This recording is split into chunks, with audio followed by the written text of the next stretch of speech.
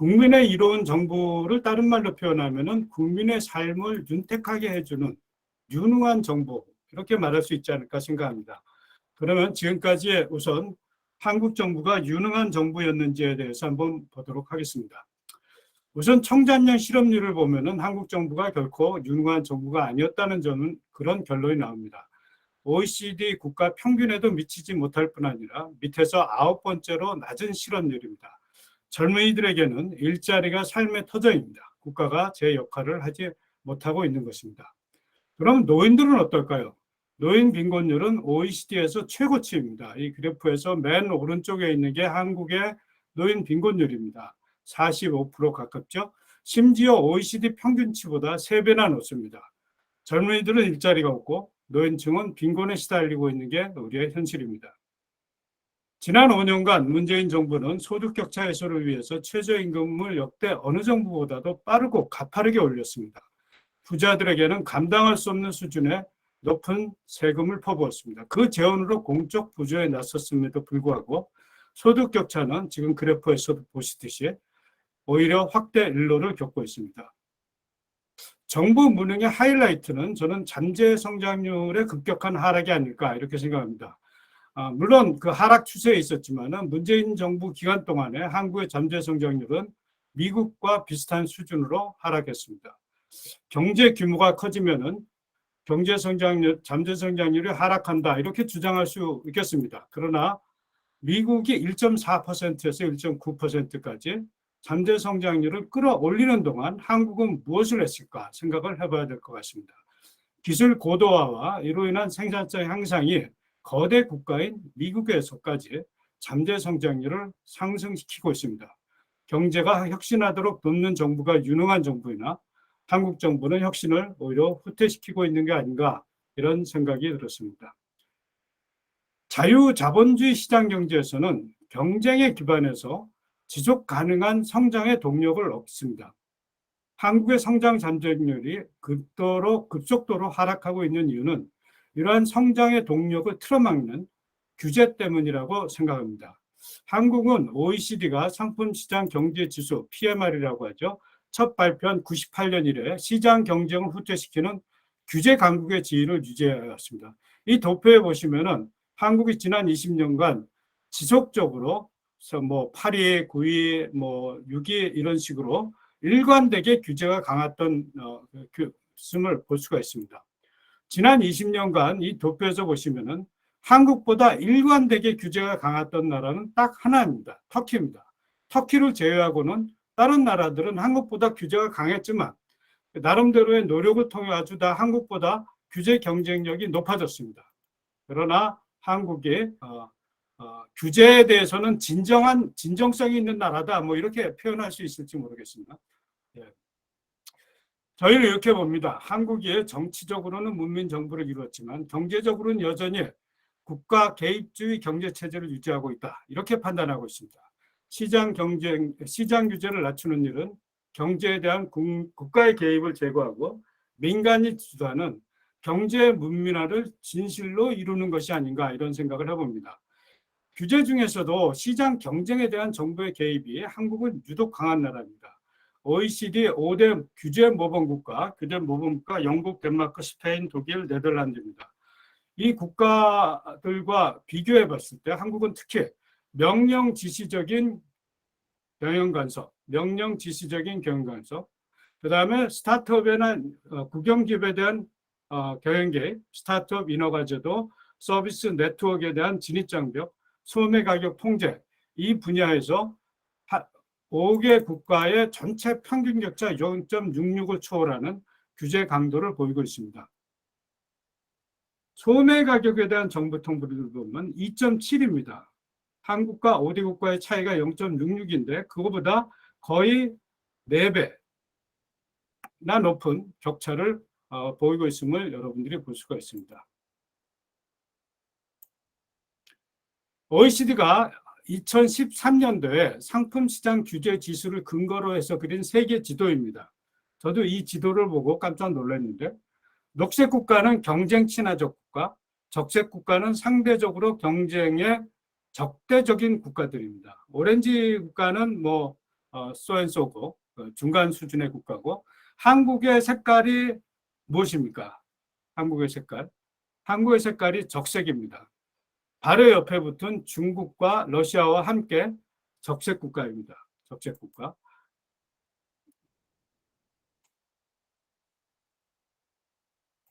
결국 한국은 이 옛날에 공산권 국가와 어깨를 나란히 하는 반시장적인 규제 국가다, 이렇게 볼 수가 있습니다. 사진 아래를 보시면은 여러분들 이 사진 많이 보셨을 겁니다. 그 유명한 적색 조례, 적색 깃발 조례를 그린 사파입니다. 19세기 말 전 세계에서 최초로 자동차를 상용화했으나 그 산업의 맹아를 잘라버린 영국의 로코모티브 액트를 풍자한 만화입니다.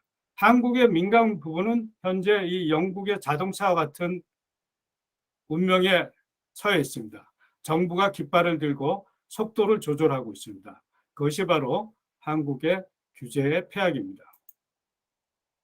IMD도 보는 시각이 똑같습니다. 어제 발표됐죠. 14일 날. 어제 15일 날 발표된 2021년도 국가경쟁력 보고서입니다.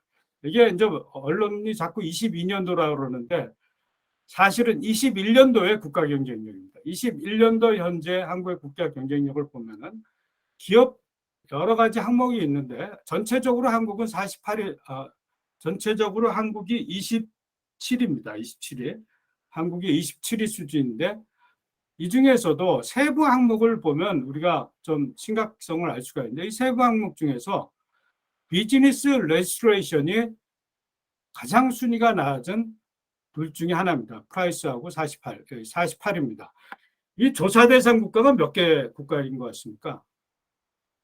63개국입니다. 63개국에서 비즈니스 레지스트레이션의 경쟁력이 48입니다. 이처럼 한국이 기업에 대한 규제가 많은 이유 중에 하나는 기업을 규율의 대상으로 보는 정부의 인식에도 문제가 있지 않나 생각합니다. 실제로 기업에 대한 호감도 조사에서 보면은 공직자들이 유일하게 호감보다는 반감이 많은 직군이었습니다. 이 슬라이드는 화평법, 화관법과 산업안전보건법이 어떻게 중복되고 있는지를 보여주는 것입니다. 중복될 뿐만 아니라 새로운 법이 도입될 때마다 처벌이 강화됩니다. 한국경제신문이 이를 빗대가지고 한국의 기업인들은 교도소 담당위를 걸으면서 기업을 한다 하였습니다. 중대재해법 시행 이후 사고가 잇따르고 있습니다. 과연 중대재해법이 안전을 확보하고 있는지 아니면 기업 경영에 독소 조항만 잔뜩 갖고 있는지 우리가 심각하게 생각해 볼 문제가 아닌가 생각합니다. 중대재해법 이전에도 산업안전관리보호법, 주택 무슨 법 해가지고 건축물 사고 일어나도 해결할 수 있는 법이 충분히 많이 있었습니다. 저희가 보기에 유능한 정부의 시발점은 바로 정부가 할 수 있고 해야만 하는 일에 집중하는 것이라고 생각합니다. 정부가 할 수는 있으나 해서는 안 되는 일에 지나치게 행정력을 낭비합니다. 예를 들어서 시장에 대한 직접적인 개입, 가격 통제가 그 대표적인 예입니다.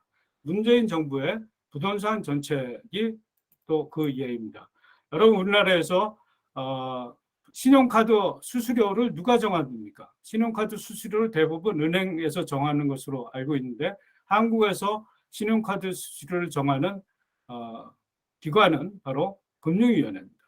신용카드 수수료를 소매 가격에 대한 정부 통제입니다. 여러분 시장 실패라는 말 많이 들어보셨을 겁니다. 정부가 시장에 개입하는 논거가 바로 시장 실패입니다. 그러나 한국의 경쟁력 하락은 시장 실패가 아니라 정부 실패 때문이라고 저희는 생각합니다. 정부 실패는 시장 실패보다 실제로 고약합니다. 한번 입법화되면 그것을 되돌리는 것이 거의 불가능하기 때문입니다. 시장 실패는 정부가 들어가서 교정할 수 있지만 정부 실패는 그런 교정 메커니즘조차 없습니다. 유능한 정부의 시발점은 바로 할 수 있고 해야만 하는 일에 집중하는 일입니다. 정부 실패를 최소화시키는 게 바로 유능한 정부가 아닐까 이렇게 생각합니다. 그렇다면 유능한 정부는 어떻게 만들 수 있을까요? 여기에 국민의 이로운 유능한 정부를 만들기 위한 10가지 제언을 소개해 놨습니다. 이게 뭐 우선순위별로 적은 건 아닙니다. 저희가 글을 쓰는 가운데 어떤 그 순서에 따라서 제가 정리를 해놓은 건데, 핵심은 정부가 해야만 하고 할 수 있는 일에 집중할 수 있도록 행정부의 자율성과 역량을 키워주라는 겁니다. 한국에서 행정부의 무능은 가장 큰 원인이 정치에 있습니다. 그렇다면은 정치의 영향력이 한국이 유독 강한 거는 사실은, 그 특히 5년 단임제 때문에 5년 동안의 성과를 내야 되기 때문에 행정부를 쥐어짜고 틀어막고 하는 경향이 강하지만은, 그럼 미국 같은 나라는 행정부 대통령의 영향력이 정치의 영향력을 어떻게 해소하느냐, 뭐 그러한 관점에서 저희가 한번 정리를 해본 내용이 되겠습니다. 하나하나 이제 설명을 드리겠습니다. 우선적으로 가장 중요한 것은 정치의 성공이 행정에 달려 있다는 믿음이 있어야 됩니다. 왜 5년 단위 정부가 계속 실패합니까? 자기들의 성공이 행정에 달려 있다는 것을, 그런 믿음을 갖지 않고 행정을 규율하려고 하기 때문에. 그래서 원전 문제가 시끄러운데, 만약 원전 행정 전문가들의 말을 제대로 듣고 교체하지 않고 그 전문가들의 말을 들었다면 문재인 정부의 탈원전 정책은 국민이 수용할 수 있는 수준에서 상당히 합리적으로 전개됐을 겁니다. 그런데 행정의 전문성을 믿지 않습니다. 또 하나는, 두 번째는 정치로부터 자유로운 독립기구를 만드는 것이 필요하겠다. 이 정치의 영향력을 감축시키기 위해서는. 예를 들어가지고 미국의 CIA나 공정거래위원회, 조달청, 환경청, 원자력안전위원회, 뭐 우리가 원자력안전위원회가 이제 원전 정책과 관련되는 건데, 이 위원회는 바이파티션 에이전시입니다. 초당적 에이전시라고 합니다. 이런 위원회들을. 바이파티션 초당적 에이전시라는 건 뭐냐면은 대통령의 영향력을 제한적으로 행사하도록 하는 위원회를 이야기합니다. 물론 대통령이 임명권을 행사는 하지만은 이 위원회들의 운영에서 대통령의 권한은 제한이 됩니다. 예를 들어서 함부로 해고할 수 없습니다. 국가 기능 중에서는 정치적 색깔과 무관하게 국민 전체의 이익을 위해서 일해야 되는 조직이 있는데, 바로 이런 조직들이 국가 전체의 이익을, 국민 전체의 이익을 위해서 일해야 되는 조직이 아니겠습니까? 그래서 이거를 제도적으로 보정하기 위해서 미국은 대통령의 개입을 제한하고 있다, 이렇게 생각합니다. 그래서 우리도 이런 바이파티션 에이전시를 만들 필요가 있겠다 하는 생각입니다. 새 정부가 들어서면 온 정부 조직이 국정과제 수행에 매달립니다. 근데 여러분 생각해 보십시오. 그 국정과제라는 것이 국민의 50% 정도가 지지하는 것입니다. 나머지 50%는 그 국정과제를 지지하지 않았어요. 근데 새 정부가 들어서는 모든 정부 행정이 그 국정과제를 수행하는 데 매달리게 됩니다. 그러나 생각해보면 정부 각 부처는 각 부처의 고유 업무가 있어요. 국민 100%의 후생복지를 위해서 꼭 해야 하는 일이 있습니다. 이를 제쳐놓고 국정과제 수행에만 매달리게 하면 정부가 무능해질 수밖에 없는 것입니다. 제가 정부에서도 보니까 정부 업무 평가를 보면은 정부 고유의 미션에 대한 수행, 이행률에 대해서 평가를 하지 않습니다. 독일에서는 거의 15,000명의 시민을 대상으로 2년 단위로 정부 서비스에 대한 평가를 합니다. 정부 서비스를 세부 내용에 대해서 평가를 해가지고 그 평가 결과를 갖고 우리 정부가, 우리 행정부가, 각 부처가 어떤 일을 더 개선해야 되는지 개선점을 찾아냅니다. 그리고 이 조사를 어디서 하느냐? 통계청에서 공식적으로 시행을 합니다. 또 하나, 이제 네 번째는 유능한 정부는 정부 각 부처가 명확한 미션에서 움직인다 하는 점을 들 수가 있겠습니다. 지난 정부에서 여러분들 공정위가 경쟁 보호자냐, 경쟁 파괴자냐 하는 논란이 있었습니다. 그러자 공정거래위원장이 우리는 경쟁 보호자, 경쟁 파괴자도 아니고 경쟁 주창자다, 이렇게 이야기를 했습니다. 경쟁은 주창하는 것이 아닙니다. 경쟁은 보호하거나 촉진시키는 게 경쟁이지 주장해 가지고 하는 것이 아닙니다. 당연히 경쟁 보호자야 하는 것이 바로 공정거래입니다. 그 조직이 이러한 논란을 해소합니다. 미션이 불분명하다는 얘기예요. 미국의 공정위는 제가 말씀드렸듯이 바이파티션 에이전시입니다. 공정거래는 정권의 색깔과 무관하게 공정거래 규율 자체가 정권에 따라서 바뀌면 안 됩니다. 이처럼 정부 각 부처가 고유의 미션을 명확히 하고 이에 집중하도록 도와야 하는 거 아닌가 이렇게 생각해 봅니다. 다섯 번째는 장관에게 인사권이 과연 있느냐 하는 질문이 되겠습니다. 우리 이제 윤석열 정부 들어와가지고 장관에게 책임을 집중시키는 어떤 그런 제도적인 그런 어떤 정치적인 결단이 있었기 때문에 그건 굉장히 환영할 만한 일이다.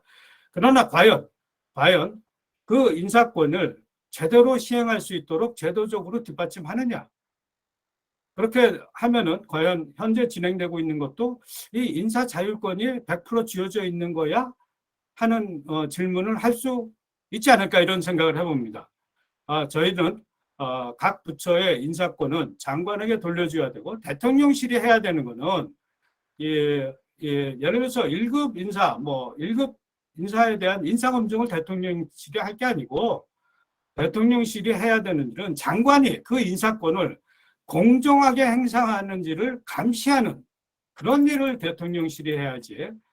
인사검증이다. 인사검증은 인사기획처에서 하는 것이 마땅한 일인 것 같고, 그래서 각 장관들이 인사검증이 필요하면 인사기획처에다 물어보고 인사기획처가 그 인사검증 결과를 갖고 자기의 판단에 따라서 인사권을 행사를 하도록 하는 그런 것이 필요하지 않느냐. 그리고 그 인사권을 공정하고 공평정대하고 능력에 따라서 제대로 된 인사를 하는지를 감시하는 역할을 대통령실에서 해야 되는 것 아닌가 이런 생각을 해봅니다. 영국에서는 정부 행정 조직의 장을 미니스터, 세크러터리 이런 말 대신에 칩 이그제큐티브라고 민간에서 쓰는 그런 용어를 쓰는 조직들이 하나둘 생기고 있습니다. 이게 뭡니까? 민간 조직의 기민성과 민첩성, 그다음에 조직의 어떤 필요에 따라서 조직을 갖다가 변화시킬 수 있고 할 수 있는 그런 조직 구성의 책임까지 부여하는 것을 의미한다고 저는 해석을 하고 있습니다. 한국에서 정부가 장관이 조직을 하나 바꾸고 새로운 시를 만들고 국을 만들고 과를 만들려면은 행정자치부에 가서 행정자치부하고 협의를 해야 됩니다. 협의가 안 되면 만들 수가 없어요. 이런 제도 자체도 바꿔야 된다. 민간 정책 전문가 활용, 제가 새삼 강조할 필요가 없는데, 제가 민간인 경력 채용으로 규제 조정 실장을 지냈습니다만, 실제로 유능한 민간인을 채용하기 위해서는 현재 제도를 많이 바꿔야 됩니다. 우선 임금 격차를 어떻게 해소할 것이냐, 굉장히 중요합니다. 그다음에 공무원이 누리는 많은 혜택을 민간 경력직은 다 제외됩니다. 예를 들어 가지고 3억 원을 받다가 1억 원짜리 실장으로 들어왔으면은 그걸 보존할 수 있는 어떤 그런 제도적 장치 저는 충분히 만들 수 있다고 생각해요. 그런 걸 만들지 않은 채 현재의 민간 정책 활용은 네가 국가를 위해서 봉사해라 이겁니다. 순수하게 국가를 위한 봉사. 저는 제 인생 경력의 마지막 3년은 국가를 위해 공공의 이익을 위해서 봉사한다고 생각을 했기 때문에 그걸 억셉트했지만은 저처럼 민간 기업에서 현직의 사장을 하고 있던 사람이 과연 이 직을 버리고 갈 수 있느냐, 이건 생각해 볼 문제입니다. 중견기업에서조차 임기 한 5년 남아있는 사람이 나갈 때 20억 이상의 재산상의 손실을 갖고 나가게 되어 있습니다. 그럼 어떤 얼터너티브 메릿을 제공해야 되는데 그런 것이 없습니다. 그 다음에 공직자의 학습 네트워크를 지원. 세상의 변화에 공직자들을 항상 얼러트 시킬 필요가 있습니다. 현재 공직자 학습 체계를 전면적으로 리뷰해서 보완해야 된다.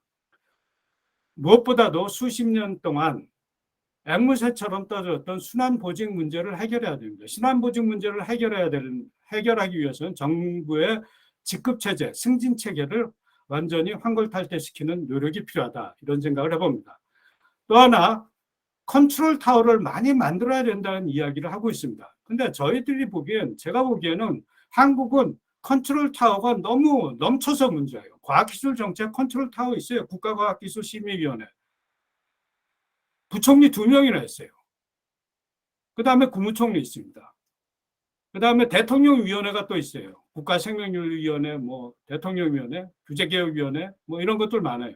컨트롤 타워가 너무 많은 게 한국의 문제지. 컨트롤 타워가 많다는 건 뭐냐? 누구도 책임지지 않는다는 겁니다. 그렇기 때문에 저희가 주장하는 거는 국무회의가 컨트롤 타워가 되게 하라. 이런 이야기가 되겠습니다. 다음으로는 정부 운영을 디지털화하라. 기업은 스스로 생존을 위해서 디지털 전환을 합니다. 그러나 우리나라 정부는 스스로를 디지털 전환하지 않아요. 우리나라가 전자정부 세계 1위다. 그거는 국민에 대해서 주민등록증이나 뭐 세금 양식 이런 걸 갖다가 디지털로 뽑아볼 수 있게 하는 서비스를 의미합니다. 그러나 정부 운영 자체를 디지털 전환을 할 수 있다. 이 점은 뭐 조금 있다가 제가 다시 말씀드리도록 하겠습니다. 마지막으로 저희가 생각하는 가장 큰 한국의 현재화된 문제 중에 하나는 이 좁은 땅덩어리에 243개 지방자치단체와 의회가 있습니다. 4년마다 선거를 치릅니다. 여러분 선거했지만은 투표지 5장에 내가 누군지도 모르고 투표합니다. 이런 지방자치단체 제도를 갖다 계속 유지할 것인지, 지방자치단체의 구조조정이 필요하다. 그 다음에 가장 큰 문제 중에 하나가 모든 지역이 지역 제한 조례를 갖고 있어요. 건설 공사를 할 때 지역의 하청업체를 꼭 써야 돼요. 그러니까 지역이 균형 발전, 저희는 지역 균형 발전의 패러다임을 바꿔야 된다고 생각합니다. 지역이 경쟁 구도로 바뀌어야지 지역이 발전합니다. 그래서 저희는 지역 균형 발전에서 균형을 빼고 지역 발전도 하고 지방도 경쟁시켜야 된다. 특히 지역 토착 세력, 뭐 이런 것에 대한 지역 토착 세력을 키우는 각종 지역 제한 조례 이런 것도 다 없애야 된다. 이렇게 생각을 하고 있습니다. 정부의 디지털 전환에 대해서 좀 제가 설명을 드리면은 정부 자체의 디지털 전환입니다. 모든 정부기관은 5개의 업무 영역이 있어요. 서비스 전달, 정책 및 의사결정, 조직 운영, 규제와 규제 집행, 인재 운영입니다. 조직 운영, 인사 조직의 문제고 인재 운영은 HR의 문제입니다.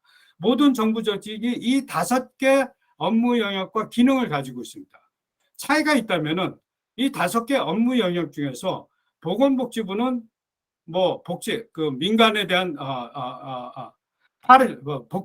복지 정책하고 의사결정에 더 많은 인력과 역량을 투입해야 되는 문제가 있고, 의료 분야에서는.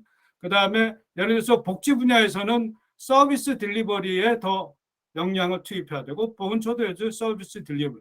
그러나 어느 정부 조직이나 하고 있어요. 이러한 5개 업무 영역에서 어떻게 디지털 테크놀로지와 디지털 수단을 활용해서 그 업무 자체를 갖다가 적은 비용으로 더 효율적으로 그 다음에 국민에 대한 서비스를 향상시키면서 할 수 있느냐. 제가 한 가지 말씀만 드리면은 오스트리아에서는 애를 낳으면은 엄마가 집에 들어가면은 엄마 통장에 육아 보조금이 딱 지급이 돼 있어요. 병원을 통해서 보고가 되고 그 보고가 정부의 디지털 망을 통해 가지고 공유가 되고, 따라서 복지부에서 복지부에 통보가 되고, 복지부가 지자체에다 통보를 해가지고 이 사람은 언제 태어날 예정이니까 그때까지 돈을 넣어라. 이게 다 디지털로 운영돼요. 한국은 디지털 전자정부 일이지만은 엄마가 병원에서 퇴원을 해가지고 동해에 가서 신청을 해야지만 육아보조금이 나옵니다. 이게 바로 정부의 디지털 전환입니다. 그래서 이 PwC의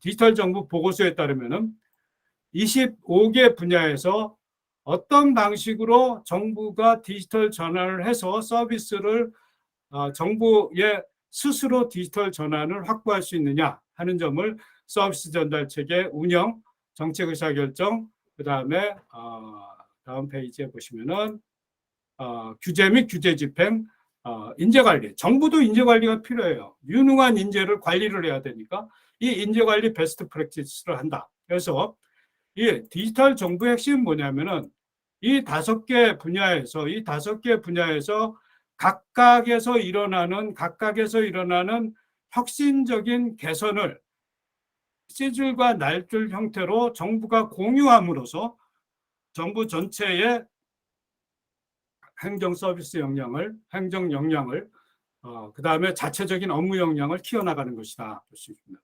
제가 특히 강조드리고 싶은 거는 우리나라 규제 많아요. 규제 문제 많습니다. 중복 만들어요. 중복 규제를 만들 때 문제는 뭐냐면은 컴퓨터 클릭 하나로 이 규제와 관련되는 중복 규제가 어디에서 어디로 숨어 있는지를 알 수가 없습니다. 이 정부 행정도 규제 행정도 디지털 전환을 해야 된다. 그래서 이 표를 보시면은 민간에서 활용하고 있는 AI, RPA, 빅데이터 분석, IoT, AR 기술을, 블록체인을 어떻게 정책 도구로 활용할 수 있느냐.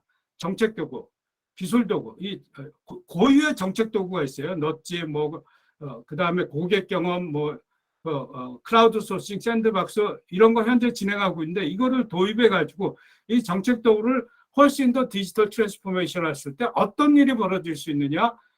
규제 기관과 관련해서, 규제와 관련해서 국민과 기업, 규제기관 모두를 만족시킬 수 있는 효과를 얻을 수 있다. 첫째, 기업은 규제 준수 부담을 감축할 수 있어요. 여러분들 의료기관에서 보안심사라는 걸 받아요. 보안심사. 종합병원들은 다 보안심사를 받는데 보안심사를 몇 군데서 받느냐? 국가정보원에서 받죠. 그 다음에 보건복지부에서 받죠. 교육부에서 받죠. 그 다음에 정보통신부에서 받아요. 그래서 제가 규제조정실장일 때 그거를 좀 조정하는 역할을 하는데 80%가 동일해요. 왜 동일한 정보를 각각 기관에 따로 제출해야 됩니까? 이 정부가 모르는 게 서류 하나 작성하는데 인력이 얼마나 들어간다는 걸 몰라요. 디지털 전환시키면은 공유되는 정보는 그냥 80%는 공유시키고 20%만 요구하면 돼요. 규제 준수 부담을 획기적으로 경감시킬 수 있습니다. 그 다음에 규제 집행기관 스스로의 운영의 효율성을 향상할 수가 있어요. 또 하나는 예를 들어서 한국에서 가장 큰 문제는 규제는 많은데 집행을 하지 않는다는 문제입니다. 규제 준수를 하려는지에 대해서 집행을 제대로 해서 감시를 해야 되는데 우리는 감시를 제대로 안 해요. 그래가지고 규제가 너무 많다는 보니까 규제 공무원 한 사람이 가서 관리해야 될 그 기관이 예를 들어서 구청의 구청의 위생과 직원은 식당 10,000개를 자기가 해야 돼요. 그러니까 그냥 가가지고 딱지 끊는 게 그들의 역할입니다. 그런 것도 어떻게 개선할 수 있느냐? 그 리스크 분석을 통해 가지고 가장 위험도가 높은 규제를 회피할 위험도가 가장 높은 식당을 찾아갈 수 있습니다. 그게 바로 디지털 전환입니다. 그래서 정부가 디지털 전환하면 정부 내부 운영 효율성, 적은 인력으로 규제를 관리할 수 있고 민간의 규제 준수 부담을 획기적으로 줄일 수 있고 그 다음에 규제의 효율성, 규제의 효과성, 규제가 제대로 이행되도록 감시할 수 있다 이런 말씀을 드립니다. 저희가 이 책에서 강조하고 싶은 것 중에 하나는 행정의 무능은 정치에 복속된 것 그것이 가장 큰 요인 중에 하나다. 특히 5년 단임제는 어떠한 형태건 바꿔야 된다. 그러나 5년 단임, 예를 들어서 4년 중임제를 채택하는 미국이나 5년 단임제나 미국은 4년 만에 정권이 교체할 수 있지 않습니까? 그렇다면 어떻게 해야 되냐? 행정부가 독자성을 갖고 움직일 수 있도록 제도적인 장치를 많이 만들어야 된다. 그런 관점에서 저희가 10가지의 대안을 제시했다. 이렇게 보시면 되겠습니다. 이것으로 제 발표 마치도록 하겠습니다.